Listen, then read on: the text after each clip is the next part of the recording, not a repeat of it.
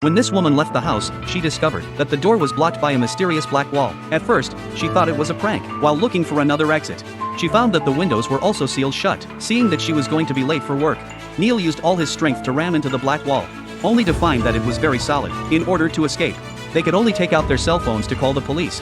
But at that moment, there was no signal. When the phone was brought close to the black wall, the screen was interfered with. This was unbearable for Ali, so she took out the electric drill from her home and prepared to destroy the black wall.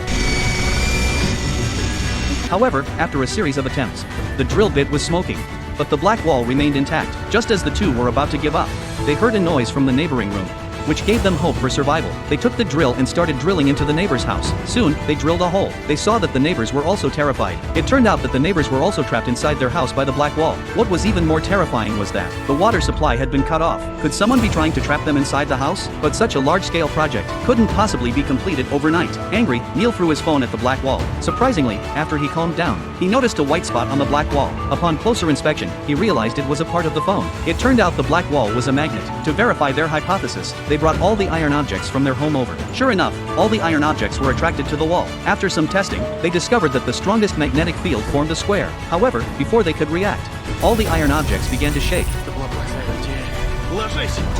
All the iron objects really did bounce back. Fortunately, Neil reacted quickly, so they weren't injured. The two went through the hole to their neighbor's house to discuss how to escape. Neil found a hammer in his neighbor's house and smashed it directly at the black wall, but his hand was numb from the shock. The black wall didn't budge at all. At this point, Ali, who was an architect, remembered that the building was constructed in 1897. She heard that when the building was constructed, an air raid shelter was built underground, so Ali speculated that, as long as they kept digging downwards, they would eventually reach the air raid shelter and escape. Neil immediately started smashing the floor. Since the apartment had no water supply, they didn't have much time left.